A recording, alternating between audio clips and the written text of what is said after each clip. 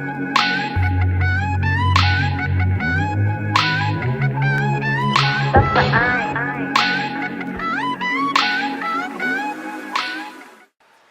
guys, and welcome back to my channel.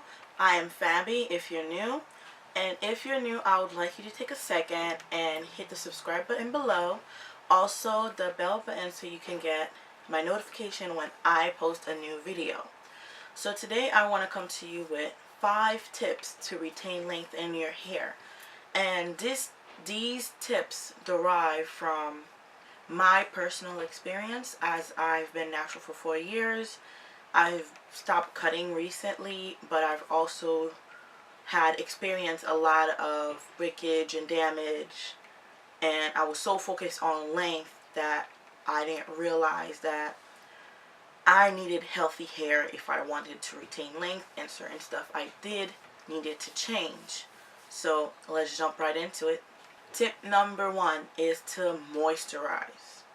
What some of us need to realize is that water is moisture.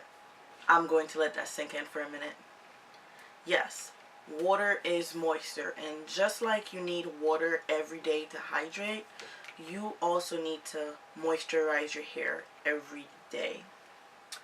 I don't mean to drench it, like get it really soaking wet every day, but literally just mist it. I used my fine mist bottle and just mist my hair, make sure that it gets the water it needs, and I usually like to seal it with either castor oil depending on the hairstyle I have, or I'll use avocado oil. Tip number 2 is to protect your hair at night. You need a satin or silk hair bonnet, and I also recommend that you get a pillowcase as well. That way, so it could be as a backup cover if you just get your bonnet snatched off in the middle of the night. Number 3, low manipulation styling. This is important because you don't want to cause irreversible damage to your hair follicle.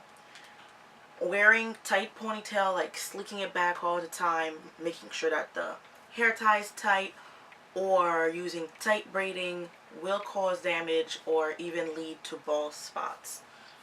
I like to wear my hair in twist throughout the week, and closer to my wash days I will do a leave out, a twist out like this, and I just mist it in the morning and a little mist at night and wrap it up, and that's how I do it.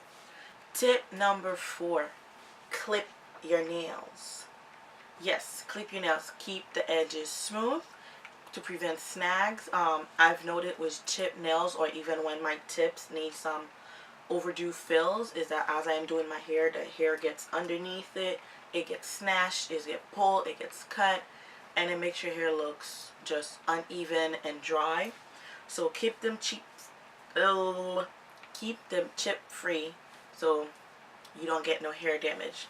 Lastly, number 5, trim your hair as needed. Split ends are a no-no for us. Split ends lead to dry, brittled looking hair, and also makes it look very uneven. So pay attention to the health of your hair. Trim as needed. If you're getting a lot of knots, a lot of single strand knots, and you're getting a lot of split end, then it's time for a trim. But you don't need a trim every month, because if your hair is pretty healthy, then you're just cutting into your length. And that's it for my 5 tips today. Hope to see you guys on my next video. Don't forget to give it a thumbs up, share it with your friends, and don't forget to subscribe.